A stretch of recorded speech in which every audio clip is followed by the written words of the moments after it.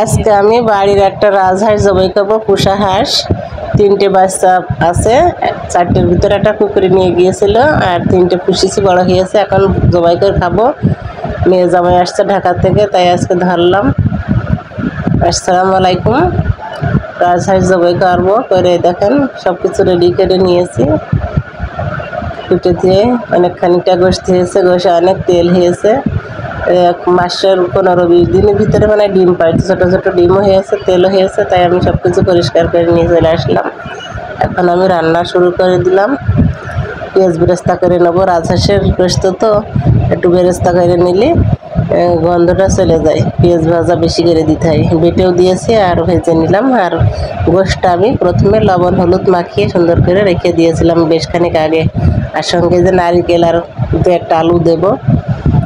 তো দেখেন বেরেস্তা ভাজাটা আমার হয়ে গিয়েছে, খানিকটা তুলে রাখলাম গোশতের উপরে সিটি দেওয়ার জন্য। আর এর ভিতরে বাটা মশলাগুলো এক এক করে দিয়ে দিলাম। আদা রসুন বাটা, মশলা বাটা, ঝাল, শুকনো ঝাল বাটা, একের পর এক সব দিয়ে দিলে একটু ভুনা করে নিচ্ছি।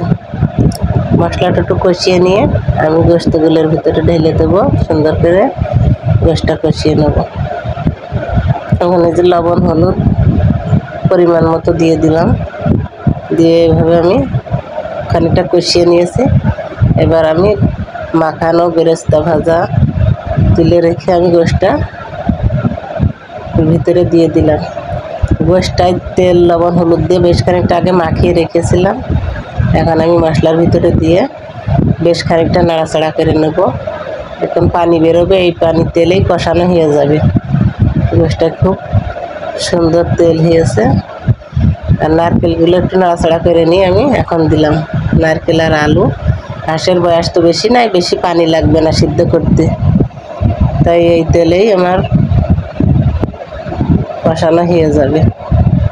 আবারও বেশ খানিকটা একটু নাড়াচাড়া করে দেব, ঢেকে রাখবো। অল্প একটুখানি পানি দিয়ে দিলাম, বাটা ধোয়া পানি। দেখেন কত সুন্দর রঙটা দেখা যাচ্ছে।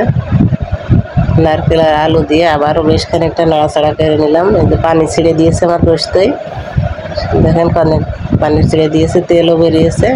এই পানিতেই কষানোটা হয়ে যাবে আমার। দেখতে সেই সুন্দর হয়েছে। নারকেল দিয়ে গোশত আমরাই বেশিরভাগ খাই এইসব গ্রাম অঞ্চলে, অন্য জায়গায় আমি কখনো সেরকম দেখিনি।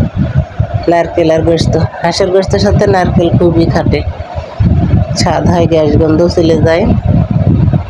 তো দেখেন অনেকটা পানি ছেড়ে দিয়েছে, কষানোটা প্রায় হয়ে যাচ্ছে, অনেক সুন্দর দেখা যাচ্ছে রঙটা। ঘেরানটাও সেরকম হবে। আদা রসুন সব কিছু বেটে দিয়েছি সাথে, অনেক সুন্দর হয়েছে। কষানোটা প্রায় শেষ পর্যায়ে। আর অল্প খানিকটা পানি দিয়ে দেবো, ঝোলের পানি, তাহলে একটু বেশটা নরম হয়ে যাবে। দেখেন এভাবে নাড়াচাড়া করে মশলাটা এর ভিতরে সবই ঢুকে গিয়েছে, বেঁধে গিয়েছে। এখন শীত আসলে মানুষের হাঁসের গোশতটা বেশি খায় শীতের দিকে। তা ভাবলাম মেয়ে এসে, এখন আমি এই গোশতটা একটু খাইয়ে দিই, এবার আবার কবে আসবে না। তা দেখেন আমাদের বাড়িওয়ালা আবার একটু কষানো গোশত পছন্দ করে, তা বেশ খানিকটা একটু উঠিয়ে নিলাম বাটিতে। কষানো গোশত পছন্দ করে, তাই উঠিয়ে নিচ্ছি খানিকটা নিয়ে। তারপর আমি ঝোলের পানি দিয়ে দেবো। যখনই গোশত, যে গোশতই রান্না করি না কেন, আমাদের কষানো গোশত উঠাই রাখতে হয় এক বাটি। মুরগি হোক, পোলট্রি হোক, গরু হোক, সব কিছুরই কষানো গোশত পছন্দ করে।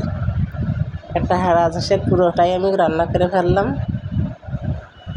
ছেলে মেয়ে সবাই নিয়ে খাতে হবে, তাইতে রাখিনি। একদিন খাবো, মন ভরেই খাবো, তাই সবটাই রান্না করে ফেললাম। এবার ঝোলের পানিটা আমি এখন দিয়ে দিলাম। বেশি আর পানি দেওয়া লাগবে না, অল্প করেই দিলাম। ঝোলও বেশি রাখবো না, তেল তেল ভাবটা থাকবে। তারপর আমি নামিয়ে নেব। এই যে কত সুন্দর দেখতে হয়েছে দেখেন। হাঁসের গোশতটা সবাই শখ করে খাতে চায়, সবাই পছন্দ জিনিস হাঁসের গোশত। শীতের সময় সবাই তো কিনেই খায়, অনেক পুষে খায় গ্রাম অঞ্চলে যারা পুষতে পারে। তো দেখেন আমার ফাইনাল লুক কেমন হয়েছে। জিরের গুঁড়ো ছিটিয়ে দিলাম। আল্লাহ হাফেজ।